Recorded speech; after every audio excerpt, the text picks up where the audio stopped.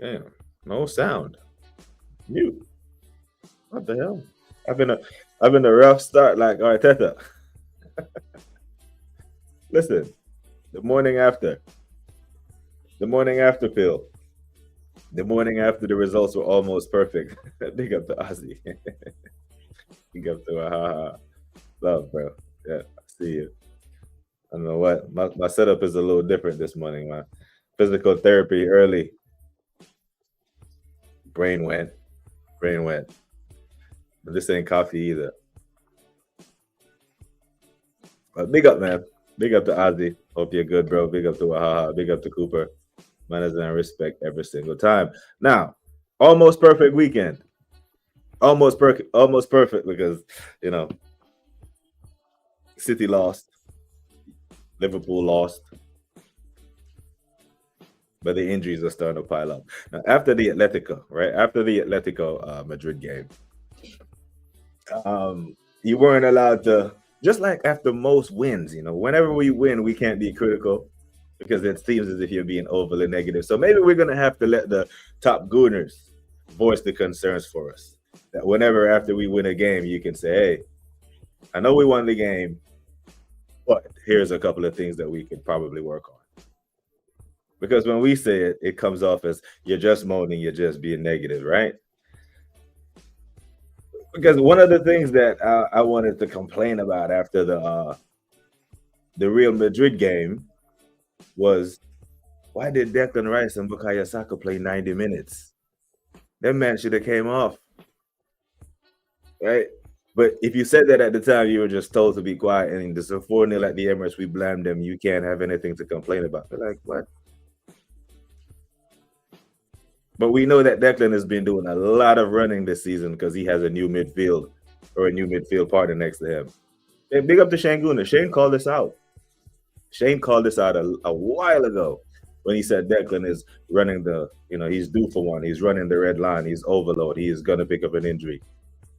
Well, now we don't know what the extent of the injury is, but no one kicked him. He pulled up. So one plus one is always two. You can assume it's a muscular injury. But he did play 90 minutes against Atletico. Why? We're up 4-0. He should have been the one to come the hell off the pitch. Right? Because Zubimendi's on a yellow card. He can't even play the next Champions League game anyway. We were up 4-0. We weren't at risk. Even if we went down to 10 man, if he picked up a yellow, we're up 4-0 after 70 minutes. We weren't going to lose that game. He should have been the one to stay on the pitch. Declan should have been the one to stay on. But that's what happens when we don't keep the conversation honest. This is when we lie to ourselves and just tell it. We just try to convince ourselves that everything is rosy and all is well. You know who else didn't keep the conversation honest? Liverpool. And they're just completely a mess right now. Because they weren't willing to hear that they weren't all that great when they were picking up points. Now, we're going to keep the conversation honest today, people. We are going to have an honest conversation today, whatever the topic is. If we're on Arsenal, if we're talking about United, Liverpool, the conversation will be honest. We're not going to lie to ourselves. You mute. Yep. Had a complete mess to start. Big up. Yeah, only Arsenal won. It'll be perfect otherwise. Big up Paris, man, them. Hope you are good. Manners and respect. All right, so, people, sip of the coffee real quick.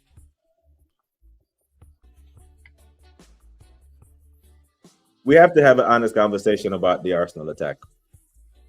Our attack isn't great. I'm not going to lie. Not only is it not great, it's bad. If we were meant to be able to talk about our attack the way we speak about our defense, I'd have more chest than to say, yo, you know what? This Premier League title for Liverpool, for City, for whoever else who would think they're in a title race. I even throw United in there. Right? Tottenham, whoever thinks they're in the title race. I'll be looking at them and saying, no, it's long for you because you see that attack and that defense, you can't mess with it. But the attack isn't attacking. Keep asking the question, what is more likely to be more costly? Set piece dependency for Arsenal or Haaland dependency for Manchester City, which will dry up first. Now, you saw yesterday Haaland didn't score, they lose. Yesterday, our attack didn't click, but a set piece, we won. All of our big chances seems like they came from a set piece. The chance that Gabriel almost killed himself, set piece. We didn't open them up. So the conversation has to be honest. We must talk about our attack. How is it? What do we put it down to? We can't say it. We're gonna have to have some of the rivals, some of the neutrals, some of the people who are not on the top Guna side of the fence, who are not on the base Guna side of the fence, somewhere in the middle, and say, okay, why isn't the attack attacking? How can we sign one of the most prolific strikers in Europe? He can't find the net. And we sign one of the best attacking tens, and he can't create. What is it about the system that makes it so rigid where we can't create attacks or create an abundance of chances? Now, SB from the catch-up seems to think that it's that we miss Odegaard. The set piece thing isn't new to this season. Last season, we were scoring a bunch of set pieces. When we beat United last year at the Emirates 2-0, it was off 2 set pieces, was it not? We've been doing this. And we said we needed a striker and we needed another creative 10. Now we have both, and the attack isn't attacking. You know? Now, we see that Liverpool, right? Liverpool they have, what was it, a 5-point lead, and they turn a 5-point lead into a 7-point deficit in 4 match games. We at Arsenal can't overlook that like we're immune to that. It can happen to us. We can have a rough November. And I don't think we will lose 4. And I don't think there are too many teams in the league that can put 3 goals past us. But we can have a skid. We can have a skid if these set pieces don't go in. Right?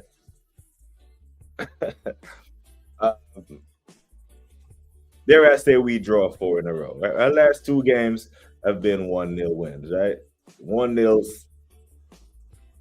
versus Fulham off a set piece. 1-0 all versus Palace off a set piece. Let's just say those set pieces don't fall. That's 2 draws in a row, you know. That's 4 points dropped. All of a sudden, you look at the table. If it's 4 points dropped, we're tied on points with Bournemouth. Bournemouth for the top of the league. Goal difference still puts us over the hill, but we'd be tied, and the chest wouldn't be there. Now, you know, we discussed yesterday that some of us are getting carried away, and you know who some of us are. It's usually not us. It's usually the other side of the fence saying, we have to win the league from here. We must. I will agree, and I will concede that we are in a good position to win the Premier League. But after 9 match games, listen, if this was match week 29, not match week 9, I wouldn't be confident with 6 points clear with Man City chasing us. Not Liverpool. If we're Liverpool, no, because Liverpool haven't chased us down. I don't have PTSD from Liverpool chasing us down. It's City that's always chased us down. And match week 9, that means what? 27 points to play for, and we're only 6 clear? I wouldn't be confident. And all the man them who are saying that we have to win the league now, put that scenario 20 weeks from now, they will say out loud that they're confident, but behind closed door, they're shitting bricks. We can't. People, 29 games remain. That's 87 points to play for. 87. So if we have 87 points to play for, 87 more points to play for, that's a lot of points, bro. 87. Let's just say for shits and giggles, Liverpool, because they are the champs. And we'll speak of them as such. Right now, they're sitting 7th in the table. Okay, not even use Liverpool. Let's use Man City. Let's use Man City as an example, because they are 6 points behind us, right? They are the chasers. They are the bad boys. 87 points to play for. Let's just say they get 80. 80 points out of that 87 that's left to play for. They're on 16 points right now. That would put them at 96 points. That would require us to get 97 points to win the league. Do you see 97 points in this team? We've never hit 96 points under this manager. Even when we were playing at our best football, we never cracked 90 points at all. It's been 89 and 84, our best output. Last year was a measly 74. Cooper said, this is why I take one game at a time. Everything is great except player rotation.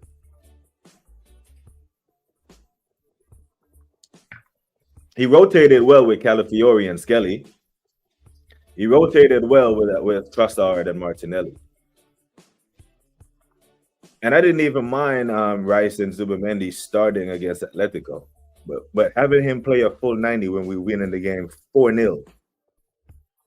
It seems because, we're winning games and we're picking up W's. People already forgot that Bukayo Saka had missed significant time this season on his other leg or hamstring surgery.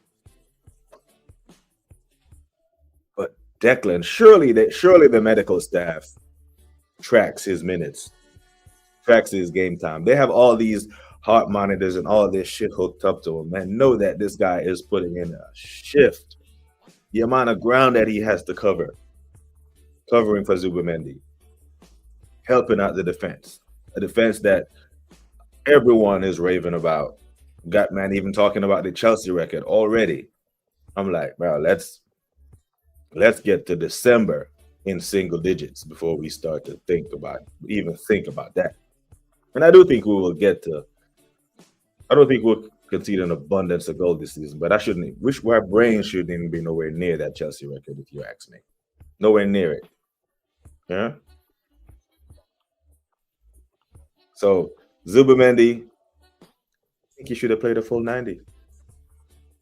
And I think he should play a full 90 against Brighton on Wednesday. We need a strong team to play these men. Because everyone is saying rotate. I'm of the opinion that Brighton are going to play a strong team. They need a reaction. They just got punched up by United. Like, really punched up. Not just, not just a stinky 1-0 or a 2-0. United, who's been struggling to score goals, put 4 past them. Man City didn't even do that. Matter of fact, they went down a 0 versus Man City and still fought back and won that game. You know what I'm saying? So it's a lot of points left to play for.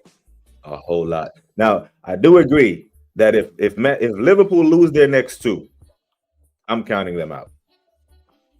If they lose their next 2 games. They've already lost 4 games. They lost 4 games all of last season. If they lose to Villa and they lose to City, I'm saying no. Nah, these men, it's dead. There's no chance. And going back to the last 4 or 5 seasons, I don't think any team has come close to the Premier League title losing more than 5 games. They would have lost 6, and then we'd be required to go 25, 26 something games without dropping points. Maybe one of Klopp's Liverpool team, but this version of them, I don't know. I have no idea. Cooper says, Wadieri in the 10, Eze in the 8, Zubi in the 6 if Rice is out. I actually would like to see this against Brighton. I would. Because Ethan is the guy who started in the 10 for these cup games, right? He started against Port Vale. Eze started against Port Vale. If you can start Eze against Port Vale, you can start him against Brighton.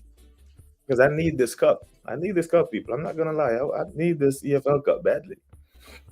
Because I think if this bunch lifts silverware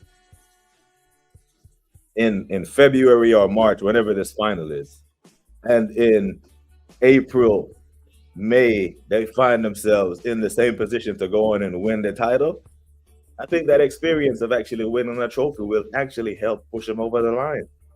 But if we somehow fumble this, now get by Brighton, and hopefully in the next round we draw Wrexham or Cardiff, right? Because them men are playing. Them men, one of them are going through.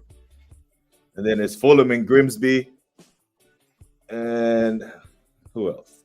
Yeah. An easy draw in the next round, and bam, you're in the semis. And we'd probably have to face Liverpool, Chelsea, or Newcastle in the semis. But that's what I'm looking at.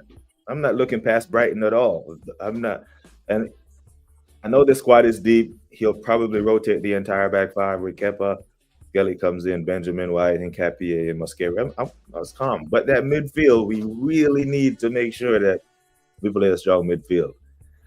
You know, this Norgard Moreno, I'm not sure that's enough to beat Brighton in the middle of the park. Big up Paris, man. I mean, I said BBK, big up as always. I hear fans saying we have to rotate against Brighton, but yes, we need a strong team to rotate against Burnley, and let's rotate against whoever we get in the next round. And I'm hoping it's one of them, man. Grimsby in that. You know what I'm saying? That's like, don't fuck around with Brighton. I've seen this Brighton team react to a bad result before. I don't want to take any chances with you because the mental blow, it will take the air out of these men. But like, they might start to second guess themselves. Like, damn, maybe we're really not that good, you know. That maybe our defense is carrying us. But I want to ride this wave. I want to ride this wave where you beat Brighton, get by Brighton. I know it's a League Cup game, but it's a Premier League team, and you respect them as such. And then you can even rotate versus Slavia Prague because you're gonna have to. Zubimendi can't play. Declan Rice looks like he won't be able to play that game. So you manage your squad that way. Declan Rice, matter of fact, yeah, Declan. I hope Declan is back for the Slavia Prague game. But then again, if he is not, he's not 100%. Don't risk him. He's on 2 yellows anyway. And if he gets a yellow in that game because he's not 100% fit, then he misses the Bayern Munich game. And I don't want that. I don't want us to have to play against Bayern Munich with the breaks that they're going to have on us. We need Declan in the middle of the park to clean up. Let's see what happens when the ball turns yellow. And it's March. Season far from over. Far, far from over. 87 points to play for. 87 points to play for, and man, I've already bro. I'm not. Call it PTSD, call it cowardice. I don't think it's there were over the course of 29 games, there are so many more twists and turns that can happen outside of things that we can't control. But then again, things that Arteta can control that he won't. Like the minutes of a Declan Rice. Because I'm not gonna pretend like I didn't hear man calling for Declan Rice to get a break, a rotation. 4-0 up. 4-0 up at home, and he's still out there playing 90. And he pulls up with a muscular. That kind of validates the criticism, does it not? You can't keep playing like this and getting 3 points. What if our set pieces don't come off and we can't score from open play? There's a lot of 0-0s and 1-0 losses. Facts. No, I do agree with the people who the set pieces are an absolute fantastic weapon to have, and it's very effective. It looks like we create a big chance of every set piece. But then again, this is where the lines get so thin and so fine, AFC always. The guy that puts the delivery on a plate for these set pieces is now out injured. The right-footed set piece, the right-footed in-swinger, corners. Declan takes those. So how serious is this Declan Rice injury? Who's the other right-footed player that's going to whip these balls in? Right? So we know he's not playing tomorrow against Brighton. Right? So Wednesday. So what does that mean? That means on Wednesday we have to score from open play. Because our quarterback, so to speak, the guy who whips him in, is out. Overload. It's not an anchor roll. Big up to Latvian. Hope you are good. Newcastle in the semis, you say? Right. We're going to get one of them. It's going to be one of the big ones. We can't I'm hoping we avoid them. It could be Newcastle in the quarters. It could be Liverpool in the quarters. But I'd rather, we could get Wickham or Fulham, Wrexham or Cardiff, Grimsby or Brentford. Give me one of them in the next round. Yeah. But with our luck, we will end up with Palace or Liverpool, Man City or Swansea. It's gonna be Man City.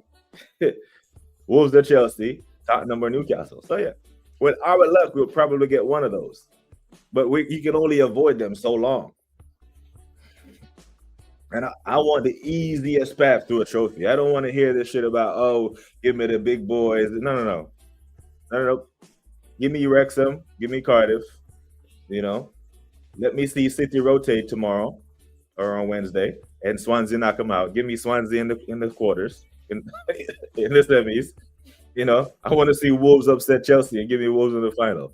Give me that. I don't want no difficult fixtures, but that's wishful thinking. Not gonna happen, isn't it? But I know a lot of people aren't high on the Carabao Cup Energy Drink Trophy, but I'm thirsty. I want this trophy, man. 31 years. So Rice already on yellow. Rest him for Bayern. Oh, hell no. Now, there is a situation where, because we punched up Atletico, it kind of gives us a little more wiggle room for the Bayern game. Granted, we take 3 points off Slavia Prague, so then we'll be sitting on 12 points. Then we can actually afford to, quote unquote, draw the Bayern Munich game, because then that puts us on what? If we beat Slavia Prague, which I expect us to do, not getting too far ahead, but come on, the Slavia Prague. That puts us on 12 points. Now, draw with Bayern, 13. We only need to win one more game to get through to the round of 16, because 16 points gets you top 8. I'm pretty sure of it. I've analyzed the table from last year. Not a big sample size, but looking at just how the teams are performing, the top 8, I think 16 points would be enough. And the Carriet game, however you say that team, I think that's the home fixture. But then, Club Brugge, it's the away game. Could be tough. Inter away could be tough. But I fancy us to, win our next home game. So we could draw the Bayern game. But I think Declan for the Bayern game is more important. I'd rest them until then. But we're resting him until then. We need goals now, and he's our set piece taker. So if Declan isn't there to take set pieces, we're gonna, resort to long throws and do the thing, the Brentford thing. What are the injuries for Saliba, Calafiori, Rice, and Martinelli saying? But for Saliba, the manager said he was in pain, feeling pain, and couldn't continue. Immediate sub. Calafiori, knock. Rice said he felt something, right? Felt something. And Martinelli saying, yeah, I don't know about the Martinelli one. But one thing I'll say about these injuries, right? You see Declan. We play Burnley, Slavia Prague, Sunderland. Even if he comes back fit, I don't want to see him go on international duty for England. Saliba, all these men. None of these names on the screen right now, Latvian, should report for any kind of international duty. Nope, these men need to stay their ass in England. I don't want to hear it. Your national teams can qualify without you. And this is another reason why, Arteta overplays Declan Rice. And you're like, bro, he does play for club and country. Saka's going to go there and play 90 meaningless minutes for Tuchel as well. These worry me. But if we have any wits about us, any kind of dark arts, any kind of desperation to win this fucking Premier League like we do, then none of these men need to be reporting to England, Italy, or to Brazil for international league. I don't want to hear it. Gabriel is the real leader in this team. Gabriel Premier League appearances, 169, 18 goals. How many Champions League goals he got for us assembled? Because I know he He scored a couple last year against Sporting Lisbon when you know, when he did all that. Big up to Hendo. You're saying these injuries will now show how the squad is built. More filler than a killer. Ooh, I like that. More filler than killer. So much for the myth that that is the best squad in the league. Yeah, I think people are going to really, really see how much we miss Declan. Just how much ground he covers. How many counterattacks he breaks up. And last but definitely not least, his set piece deliveries. Now if you're Gabriel, you're sitting there like, hey, I'm not gonna get picked out at that back post so I can head it across for Gyökeres to tap it in with his dick. I'm gonna worry about keeping the clean sheets back here. Me and Mascara are in Kapai and that. But I need you, man. Gonna have Supermandy in the Premier League and the Champions League game beyond Slavia Prague in front of him until Declan gets back. But Eze needs to cook. Nani needs to come back firing. We need to start creating chances for Gyökeres. Yeah, man. Big up, man. Big up to the assembled. Bigging up everyone. I'm here for it. 19 likes. Calm. I don't even think we hit 19 watching. So to get 19 likes means that the people who popped in and out the stream have actually liked it. Greatly appreciated. Martinelli got treatment after the game because he felt something. Yeah, that's the FS. The felt something. Man, Martin, I don't know. Because he came on for what? 20 minutes? If he came on for 20 minutes and, gut busting runs and already pulled something and felt something, probably didn't stretch right or something. But, Martinelli doesn't have a terrible injury record. So, I think he'll be okay. Against Slavia Prague, we might get Marino Norgard. Marino Norgard midfield. Remember that one against Villarreal? Oh, shit. Marino Norgard. Yeah, that could be another stink fest, isn't it? Oh, my days. Yeah, and that goes back to what Endo was saying just now about we're gonna see the real depths of what the squad, this deep squad, is made of. But yeah, we have to keep the conversation honest, people. Why is our attack so bad? We have to figure this out quick. Because we're going to be monitoring the spaces and we're going to hear. Normally, when it's a muscular injury and where he was holding, you're hearing weeks. Yeah? Weeks. And we have 3 important games before the internationals. So he needs to miss all of those. Rest, recover, recoup. Comes back from the international break. We have Tottenham coming to the carpet. Now, I don't know how you might have feeling about the Tottenham game, but here's the thing about the Tottenham game, yeah? Tottenham have the best away record in the Premier League. I don't know how, but they do. They have the best away record in the Premier League. Tottenham. They have 13 points. They're undefeated on the road. They've won 4, they've drawn 1, lost 0. 13 points. They have the best away record in the league. We have the best home record in the league. After the international break, they come to the carpet. Something has to give. So we can get by with Saliba being out for a couple of weeks because Gabriel is Gabriel. But let's not forget he was listed injured before this game. I didn't believe it, by the way, but he did leave the pitch on 72 minutes versus Atletico. So now there's a worry on him. Hey, let's keep an eye on Gabriel. But now Saliba has this dubious injury. We don't know what it is. The manager said he felt some pain and couldn't continue. Gabriel and Mascara is calm. We're not worried there, right? We've seen Mascara step in at Anfield and hold his own and keep that Liverpool attack quiet. Saying he kept that Liverpool attack quiet now doesn't sound like much because Liverpool have been shit.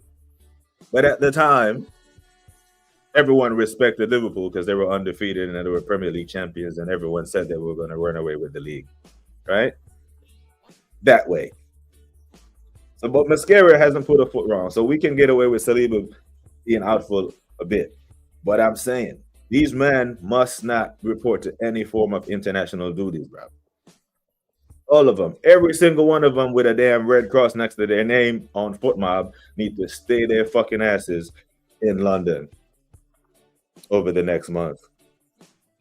The next time any Arsenal player kick a ball for their country should be March. And even then, depending on our league form and our situation, we might have to do some more dark arts then. You know what I'm saying? Endo says the attack is so bad as every player plays defensively. If that's the case, then, and I've actually heard someone else say this, I won't take credit for it. If that's the case, you know, how good is our defense if everyone has to defend? Yeah, this is definitely plausible. There's smoke there. There's definitely smoke there to be like, yeah, we're good because we defend well as a team. So when we do win the ball and turn the ball over, we're so deep in our own half, the counterattack isn't on.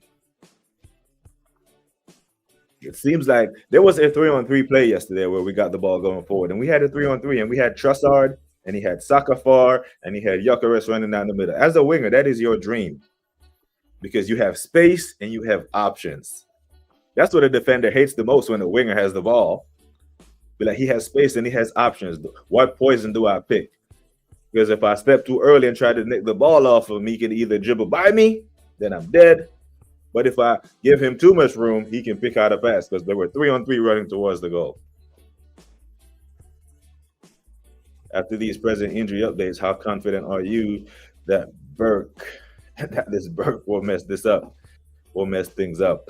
Yeah, I'm so I don't think I've ever been looking forward to some injury news about, you know, a player this bad since, damn, I can't even. But this is really tricky because Declan not only being, you know, the cleanup man and doing all that stuff, the set piece delivery has just been top notch to the point now where people are saying that is Declan Rice the best set piece deliverer in world football. I've heard that too yesterday. See the catch up. And I'm like, no, it is where the goals are going to come from. It's a legitimate question to ask. Is it not? Is it not a legitimate question to ask of your football club when you score 70% of your goal from set pieces and the set piece delivery taker is out? It's legit, if you ask me. Can't see the North London derby being a proper stink fest. Yeah, we're at home. See, yesterday when we started and we, you know, back pass, trying to probe, trying to break the lines. You know, I think if we are sloppy with the ball the way we were sloppy with the under-hit passes yesterday versus Tottenham the same way we were against Palace, they could actually hurt us because they have better counter-attacking players than Palace does. Big up my brother, the Waffle Don, checking in to support the channel. Drop a like. Man is in Barcelona, you know. Man is in España. Hope you are good, my bro. Enjoy your vacation. The Waffle Don. He does have a history of back problems. To the point where the 2022-2023 season, they had contemplated surgery. Remember that one? The one that he hurt during was it the Sporting Lisbon game? When Ramsdale got lobbed and we lost on pens. Yeah, and he was out for. They tried to pretend like he was gonna come back. You know, he's being assessed. He never played for the rest of the season. Big up to Godfrey.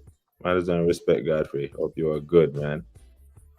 Big up to Godfrey, Rican and Paris, man. Then we're on 24 likes. Man, that badass. Awesome, people. Appreciate that. Now, a second. I'm just gonna check a text real quick. Yeah. But yeah, I was annoyed. I was annoyed at the full 90 that he played because you manage those minutes, the overload doesn't come. You know, This is not the position we want to be sitting in when everyone else is struggling, right? Guys get back, guys going on injury reports, man. Let's get the guys back. But what part of the rotation scheme that we talk about is okay, you can rotate this guy in, you can rotate that guy out. However, during the course of a football game, you get a chance to do other rotations. And the chance presented itself in the form of a 4-0 lead. So when you get a 4-0 lead, this guy that you may thought, hey, I might need this guy to play. No. Declan started against Atletico based on how they play, how we play. He was a must start. He was needed. But when you're up 4-0 and there's 20 minutes, there's no need to have him out there. There's no need to have Saka out there. You take them both off and you leave Zubimendi on. And you let him run out those extra 25 minutes, regular time plus stoppage. Because he's going to have a nice 90 minutes off when everyone else is on the pitch running around at Slavia Prague. Now, if Declan is injured and Zubimendi is suspended, what's our best midfield at Slavia Prague? What's he going to go with? Is it going to be Norgard Marino like Latvian pointed out earlier? Well, there is options. Is he going to play Ethan in the Champions League game? I don't think so. I think once we're certified top 8, and we have that carrier team or whatever they're called in the latter stages, I think he will rotate the guys in for that game. But I'm not confident that he's going to do any kind of rotation prior to that. So that leaves us Norgard, Marino. It's not all of a sudden, squad depth, like Hendo says, doesn't feel like it's a flex anymore. Brighton will field a full strength team. Thank you. Full strength. They don't play in Europe, so there's no need to rotate for the Carabao. It doesn't. They can use this as practice for the fixture congestion in December. Hey, in December, we're going to be playing midweek fixtures any damn way because there aren't any fixtures on Boxing Day this year, is there? So they can just use this to get that rhythm and build it. Let me see if I got the predicted lineup for that Brighton game. Yeah. The predicted lineup for that Brighton game is, Baleba, Ayarvi, Rudder, Minte, Welbeck. Dunk, the Kuiper, Van Hick, full strength team. Full strength. Our projected lineup is Strassard, Eze, Gyökeres, Zubimendi, Wright. But this, I think this hasn't taken into account that Declan, pulled up yesterday. But it has Gabriel, Calafiore, Timber, and Mosquera in the back. That should be enough to beat Brighton. But even with a strong team, this fucking Brighton team, man, they have a result in them. I'm not gonna lie. And I said last week that I'm more over these next couple of games. The Brighton game actually concerns me more than the Burnley game, the Slavia Prague game, and the Sunderland away game. Even more than the Palace game. I was actually worried about that, and I still am. Because of the way that United fist these men up, I think they're gonna respond.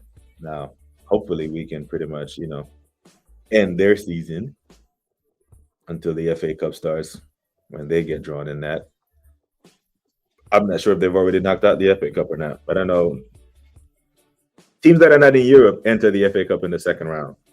And the third round starts in January, so we're not in it yet. But I'm not going to lie. How concerned are you, man, about Brighton? I am. I seen them come to the Emirates and turn us over 3-0 in that but different team back then, but Brighton still play the same brand of football. They're brave, they're clinical when they want to be, but they do give up chances. Dal says, with our injuries, he could go 4-2-3-1 with Zubi and Moreno as the two CDMs. That's pretty much his options at this point. So he really needs to really take a look at the squad and be like, okay, when Declan does get back fit, don't be playing him 90 minutes when you're up 4-0, bro. And then force us to have to be negative on top of negative of wanting you out of the club. Because then we find ourselves, even though there are still glaring holes and red flags in his system and his management style. What's the point of having assistants who, if they can't advise you? Or is it assistants that scared and cowardly? Or are they just as negligent? That you go sit down next to the manager and you nudge him and you say, hey, boss, we're up 4-0. Declan is running the red line. He's on overload. Can you pull him out? Nah, I ain't gonna do that. I'm gonna play him a full 90. What I am gonna do is I'm gonna sub out. I'm gonna sub out Timber, Gyökeres, and Eze. Because I'm saving Eze for Palace. Why? Eze isn't on overload. You keep Eze and Gyökeres on the pitch and let them score some more goals. Let them develop that partnership. Develop that telepathy.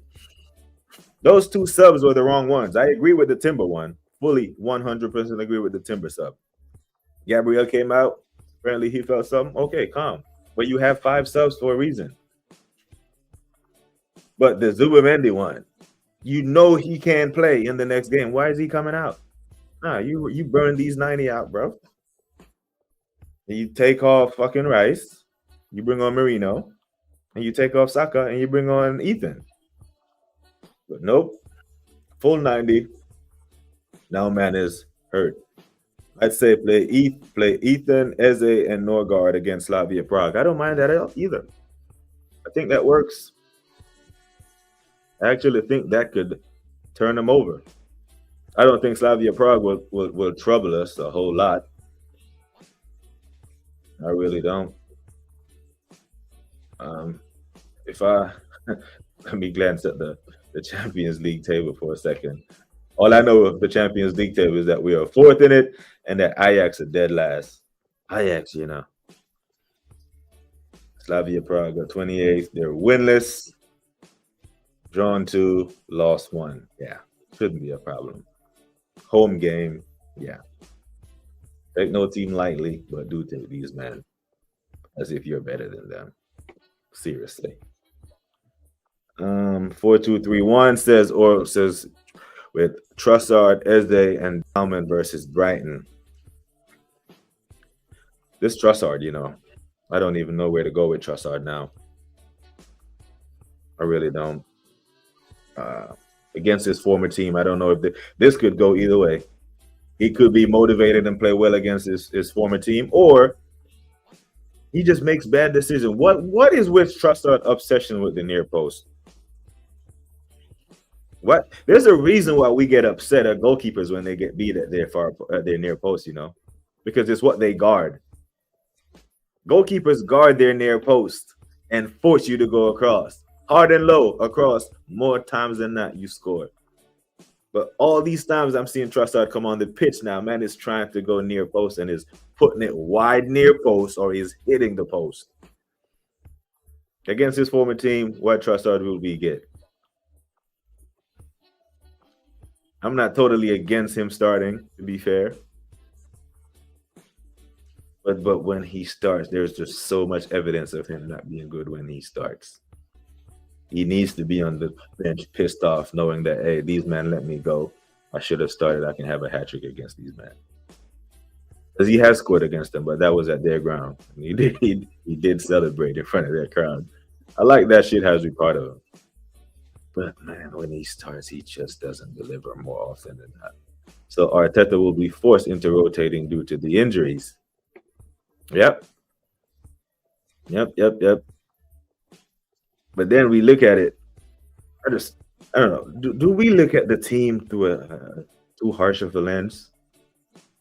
Because I know it wasn't just me. I know some of you all were looking at the Atletico game and said Declan probably should have been the sub. The minute that Zubamendi got that yellow card and you know that he can't play the next game, Declan, hey, we're going to need you for the Slavia Prague game. Off you go. Godfrey, Kepa, White, Mosquera, Hincapié, MLS, Zubi, Marino, and Ranieri, Saka, Gyökeres, Martinelli. So no Eze. I would start Eze. Not gonna lie. The way Brighton play football, Eze will have space to operate. No, I know Eze did score the winner yesterday, and I know he wasn't great. But you have to think that Oliver Glasner managed Eze for 2 years. Crystal Palace would have spent their entire training sessions on Tuesday and Wednesday, or if they trained on Saturday, because they played conference league on Thursday. Whenever they trained, they would have dedicated the entire training session and be like, guys, this is what Eze is good at. We're not gonna let him beat us. Every time he gets on the ball, do this. And they did nullify him a bit, and he still won us the game. He still did that. So I don't think Brighton are gonna be hell bent on stopping Eze. Brighton are gonna come and they're gonna play their football. They're just gonna. That's what they do. They're not gonna acquiesce to us. They're gonna play their brand. And I think Eze could start against Brighton. But I don't mind this lineup at all. Well, not shocked. This is what happens when he burns our players out. Fuck. Burn them out. Big up Mateo. Put Lewis Kelly in Rice's position. Why not? He's a beast. I like that shout. The problem is Calafiori is feeling a knock as well. So then who do we play at left back? You know, who do we play at left back? There's Mateo in the building, people. Real bad man. Big up Mateo every single time. Yep, that's him. The real bad man. Big up to Gary. Hope you're good. Just all this shit, man. The fuck we did to sell him up to Saudi. Not only did we not sell him, we gave him a bumper contract. You know, I can't accept. Should January come around and there's an opportunity for us to reinforce the squad to make sure that we plug every hole to make a run at this business end of the season, and we don't because they're telling us we don't have any money, then we can look at the Trossard bumper contract, we can look at the Raya bumper contract and be like, okay, was that really necessary? Like, get your priorities right, man. You have players already on a contract and performing well, and you're just gonna give them bumper contracts in the middle of the season. You know, let's make sure that we get the trophy in the bag before we start handing out bonuses. You know, the trophy is our bonus at the fans because we're not getting into their damn money. Maybe we'll finally see Waneri and MLS play now. Yeah, we won't. MLS will play, but he won't play in Rice's position. He'll play at left back because Calafiori is knocked. I hope they'll be back for Bayern. The only thing is, if Declan Rice's injury is just a knock and is not serious, and he does make it back with the Slavia Prague game, it's imperative that he does not pick up a yellow because I think we need him for that game. So Arteta, you sit there and you let him know, bro. I know it's your instinct to win the ball back. I know it's your instinct to break up counterattacks, and you lunge in sometimes, and you may pull a shirt here and there.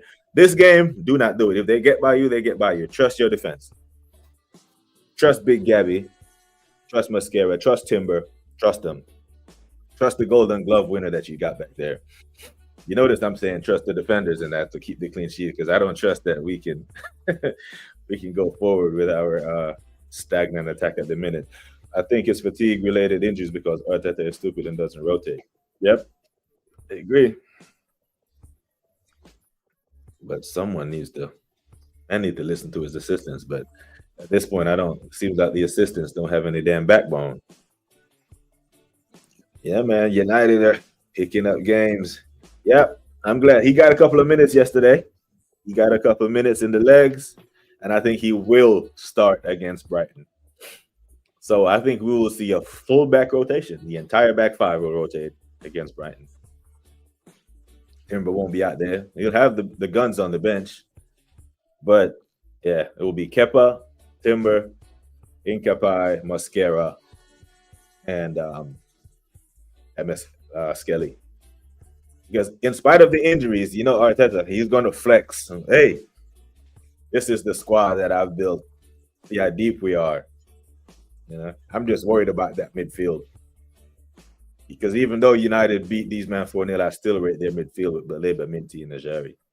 So we go in there with Norgard, Marino, and Ethan. It could be a little tricky in there.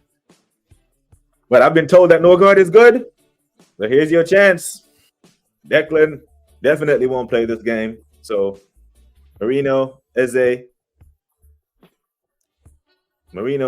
and Ethan probably won't be the midfield three that he started against Port Vale. He will have some more defensive reinforcement in there. You're playing a Premier League team, not a League One side. You guys should have won the game. We played against you. You were super lucky. Real bad man. Real bad man.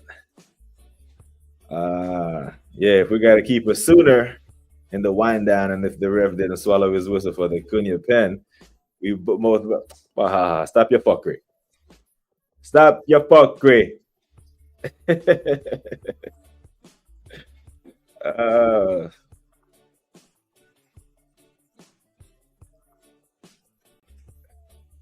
There you go, Mateo. There you go, man. There you go, my bro. We need to sell Havertz and Trossard. They're holding us back. Mainly the German donkey and Jesus. Man, it's a lot of money, bro. That is a lot of money.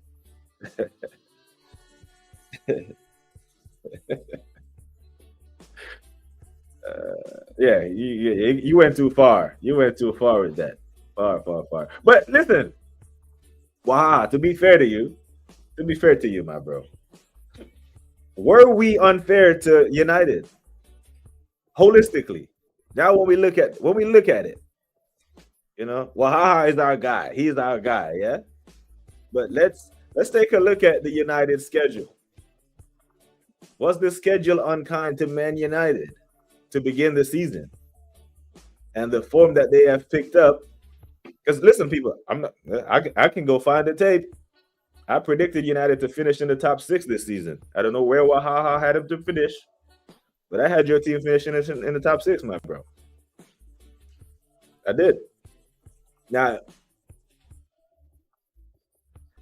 United have already played. I've already gone to the Etihad. I've already played us. I've already gone to Anfield, and I've already played Chelsea. So they have played some tough games. They already gone to Brentford. We saw what Brentford did to Liverpool at the G-Tech. So were we unfair to United and Amorim? And the schedule was a really tough start to the season, because a lot of focus has been on Arsenal, right? Rightfully so. And we did have a tough start to the season, right? Anfield, St. James's Park, Old Trafford, and City at home. These are tough fixtures, and we come out of that, and we're sitting on top of the table, even with poor results versus Liverpool and Man City. But were we unfair to Amorim and his bunch? Because United's next, they got Forest next. That's 3 points. Forest is 3 points. I don't give a damn what Sean Dyche is cooking. And then they go to Tottenham, and Tottenham's home record is shit. Tottenham is good away from the toilet bowl. Then they got listen, United can put a string of wins together, and it won't be long. United put a couple more wins together, because Donny can cut his hair now. But I think they win the next few. And it won't be long before you hear man like KG say United are in the title race. You know what I'm saying? As long as Rice is back for Slavia, he shouldn't play. If he's back on right away, only Bayern. I'm okay with that. I am okay with that, to be fair. Big up to AJ. Hi, Mod. Hope you are good, sir. Good. Yeah, but I'm gonna tell you, when Wahaha said we could both be on 17, 19 points, I'm like, yeah. Just a bit far, bro. Sorry, Mateo, my match was a little off. Gabriel is on 260 and Kai's on 285. So when we save a banging load of money. Banging load amount of money. In fact, it's much closer than reality than Palace taking full days off to prepare for Eze. Yep. Big up Anfield the Red. Hope you are good. Even though your football team is stinky. Now, Anfield the Red, just full disclaimer. I'm saying if you men lose the next two, then I'm fully cutting you out the title race. There's still a lot of games left. 87 points to play for, to be exact. But if you lose to Villa and lose to City, then I'm saying, yeah, there's no more. There's no chance of you, man, retaining the title. Mo has the same amount of goals as Floperez. Yeah, the problem is Gyökeres isn't on 400 bags a week. You know, Gyökeres is not the defending champs. You know,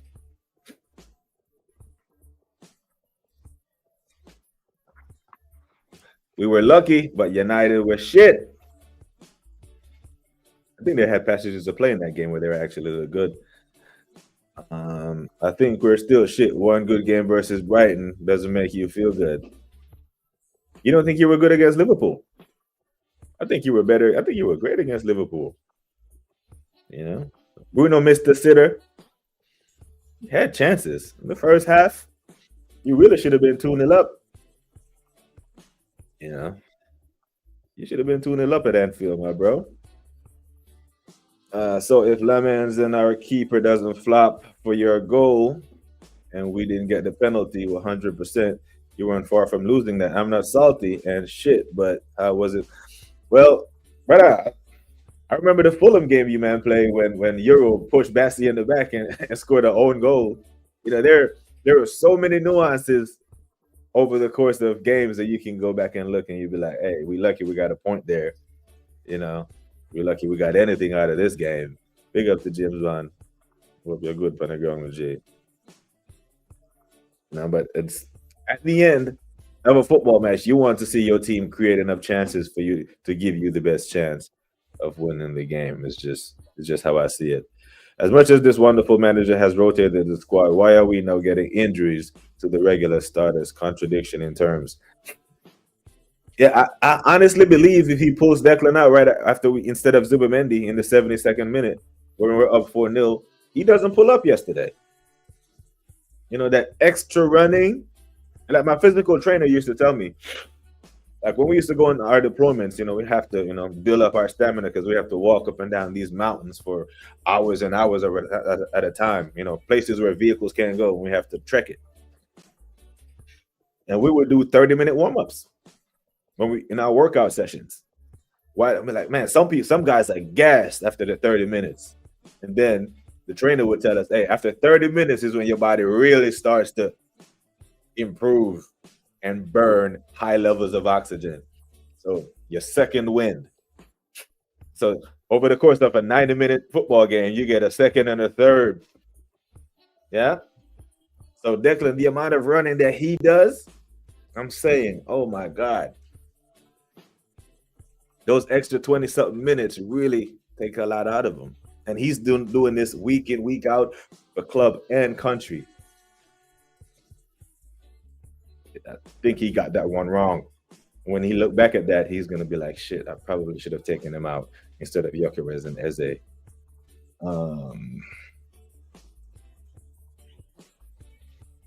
Big up to Gary. Remember to like and subscribe, people. Where we at on the like count? We're doing good on the likes. Yes. We're at 27 likes. Awesome.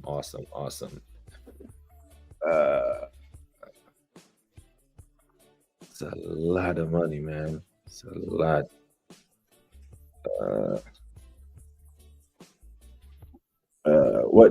Mateo, do you mean the player's been played injured, i.e. no rotation being done?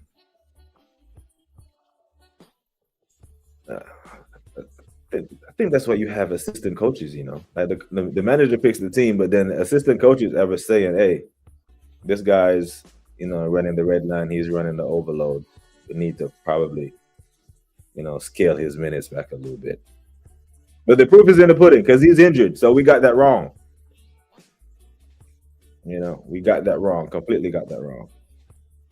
Um, but I'm not filled with confidence.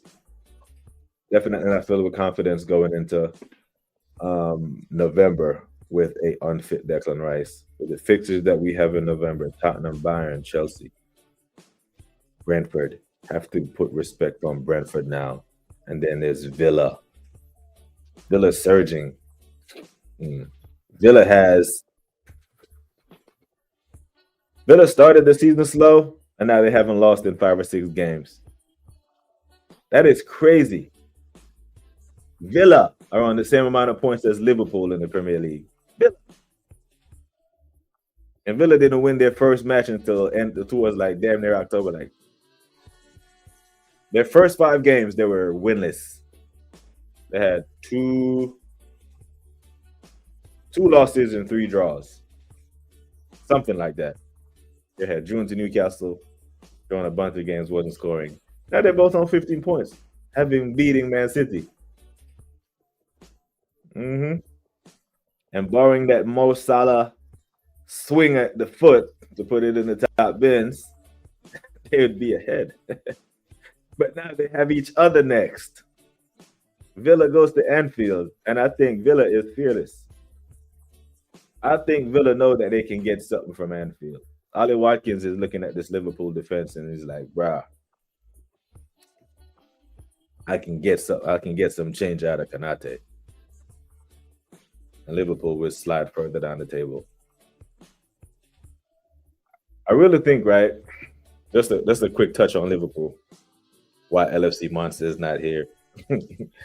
Liverpool is kind of like, I really believe if FSG had given Liverpool $200 million, 200 million pounds, and said, "This is your budget," they would have been in a better situation versus just giving them 450 and give just blank. Here's a blank check. Go sign all the players. If they had limited the amount of money they had, I think they would have looked to be more shrewd. Looked at what they really needed instead of luxury signing in Wirtz and Ekitike and Isak.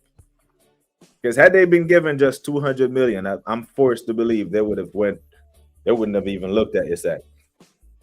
They would have looked at Ekitike. They wouldn't even have looked at Wirtz. Those 2 players would have took him over budget. They would have looked at Ekitike, another striker, or look at a third center back and a different left back. What they actually needed, or a proper DM. But the fact that they were given so much money, they just went and bought the hottest thing on the market and think, "Hey, we're just going to outscore teams," and it's not happening. Because right now, they've conceded 14 goals. 14, more than Bournemouth, twice as many as Tottenham. Imagine that, twice as many as Sunderland. You know how people used to shit on Van de Ven and Ramiro? Van de Ven and Ramiro have conceded less goals, half the amount of goals as the defense with big old Virgil. Mateo said the assembled Arteta is a spineless coward with 0 balls. He's a destroyer of players, and he's very stubborn. He never rotates the way Pep has. Yeah. But here's the thing, right? Pep Guardiola has been a master at keeping guys fit for the business end of the season. I've seen him do it many, many times. And this is why I used to hate having Man City players in my FPL. Because Marwes would bang a hat-trick this week, and the next week he's on the bench, and you put him in your FPL. Pep would do craziness like that. Bernardo Silva would score, be in good form. Next game, he's on the bench. The midfield is Gundogan, Rodri, Kevin De Bruyne. Bernardo Silva isn't even out wide. He would play Foden and Sterling or some shit, right? But then towards January, all these guys are fit because their minutes are managed.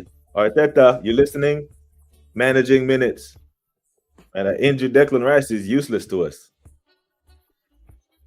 A fit Declan Rice in April, May is critical to any trophy that we're going to win.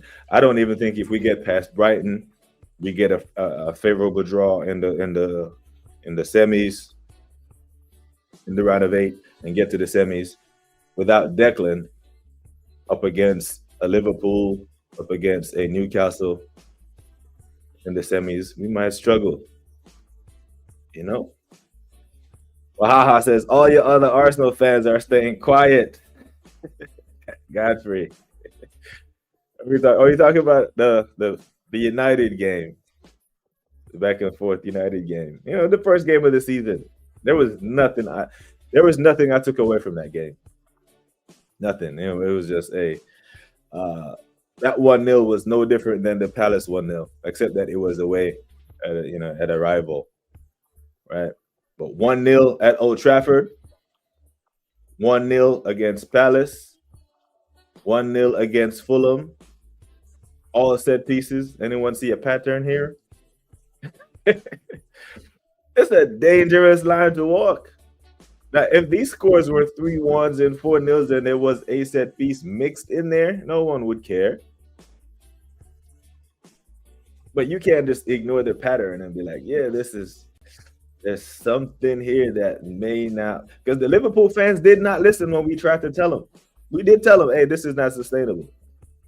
But the defense, pun intended, the defense that the people use who say this is sustainable is, we got a better defense. Fine, that is true. That is absolutely true. But if the set pieces don't go in, those 1-0 wins turn into 0-0 draws, which doesn't help us one bit. You know? So, don't know how we're going to reconcile this. But we do know that we have someone who makes $15.6 fucking million to figure it out. That we do know. Do we trust that he can? I don't. That's why I'm keeping my powder dry. That's why I'm not sitting here saying that we're going to win the league after 9 games. And I know it sounds cowardly, and I know we've called Arteta cowardly before, but I'm dead ass serious. If we were in match week 29, if it was match week 32, 34, and we were 6 points clear of City, I would still worry about it.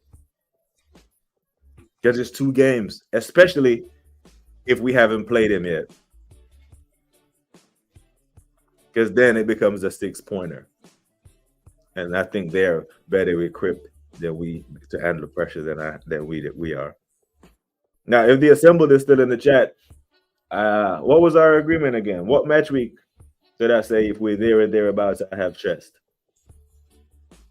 And what was the context? I might have to go pull that tape back up.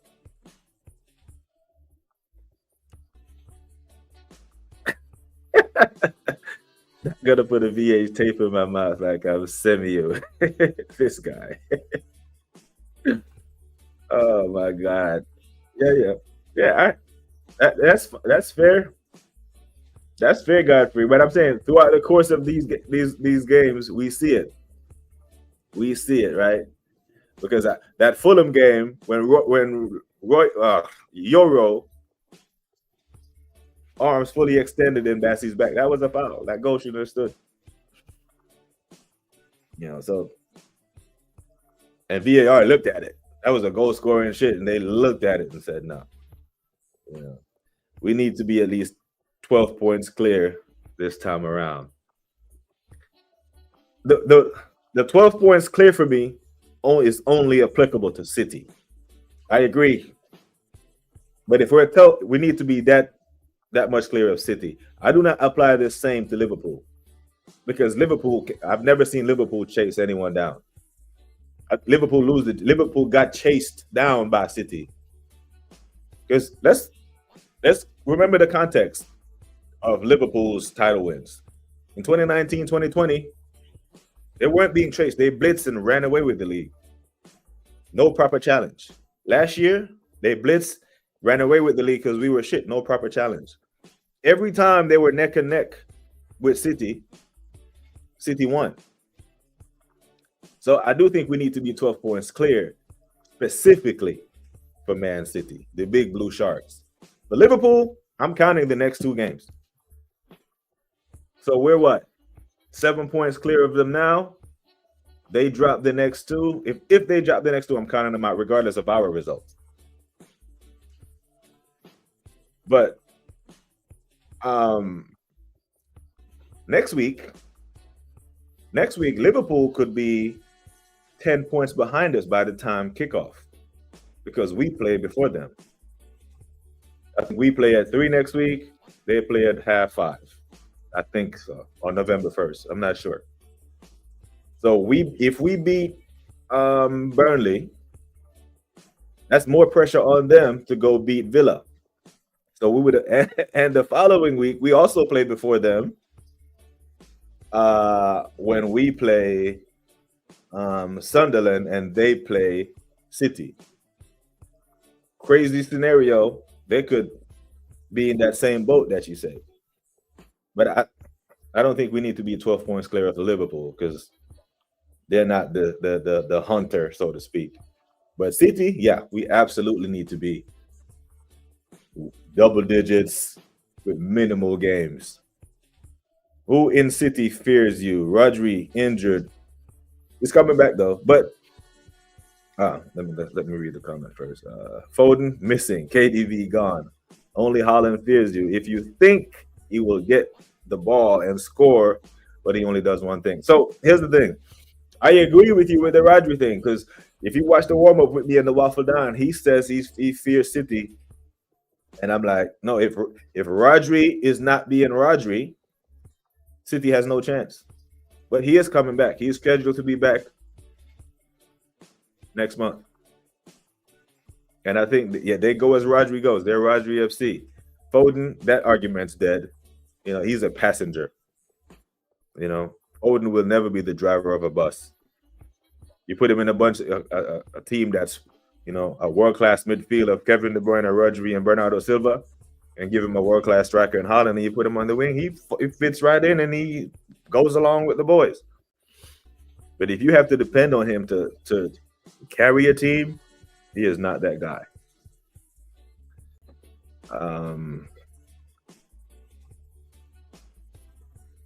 Yeah, big up to Wahaha, man. Hey, I agree that it was a pen. I agree that it was a pen. It's just what there were so many games between United and Arsenal. Because I remember the first year when the game that Anthony scored in, they chopped off Martinelli's goal for a foul that they called an Odegaard in the middle of the park. And I think if we score first, we'll win that game. But you man beat us 3-1 in that game.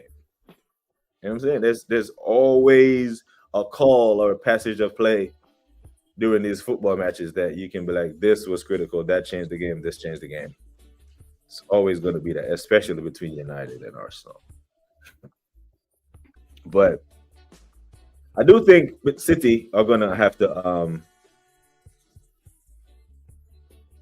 prioritize Champions League or Premier League, depending on Rodri's availability. Because when I hear Pep say he can play 3 games in 7 days at the highest level, tells me that he's going to have to pick which, towards the business end of the season, depending on the Champions League draw that they get, it's going to be long for City. But if somehow City find themselves towards the business end of the season 6 points behind Arsenal in match week 30 anything, I am worried. And any Arsenal fans who tell you that they're not, they're lying. Because City have the know-how, they have Pep, and they have that goddamn machine up front who just knows where the goal is with his eyes closed. It's like he trains with a blindfold on. He just knows where the damn goal is, so he doesn't have to take that extra second to look. That extra second that Gyökeres think he has, he doesn't. And he always makes a meal of, the half chances that he gets. Because we see it. We see Haaland score half chances. That's the definition of being clinical,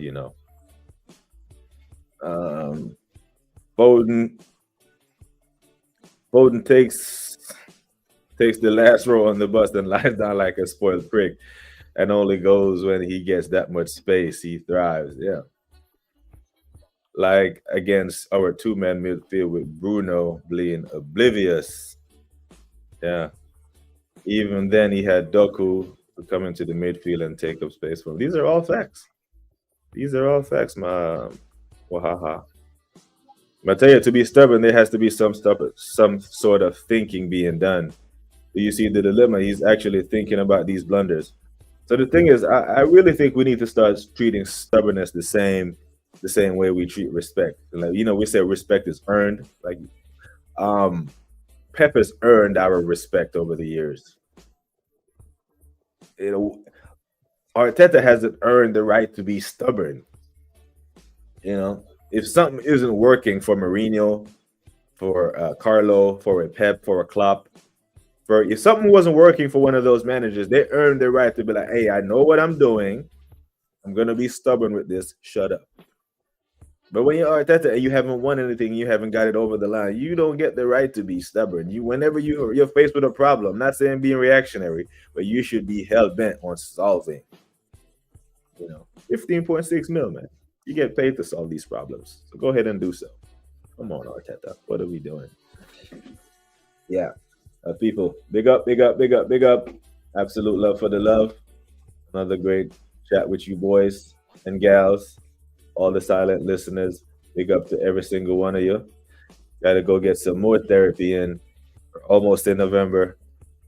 Almost back on the track, on the pitch, running. I can't do any high impact running yet, but as soon as I start to hit the track, my January target for back on the pitch kicking ball is on. So got to get the therapy done up to twice a day now. This rehab shit is, man, it's tough, but I got to get it done. NBA late this morning. Yep, I'm going to catch some NBA tonight as well. Yesterday was Sunday NFL. My Giants lost. I caught NFL and football. So I usually take in more NBA during the week. The weekend is strictly football. Big up to Gianni. But yeah, during the week, I'll consume some more NBA. Probably on Wednesday. On Wednesday, be around the leagues and the NBA Wednesday show will be back. But big up to every single one of you who checked in. Thank you for your thoughts, your comments, and your time, people. Like I always say, take care of yourselves and each other. Until next time, we are gone.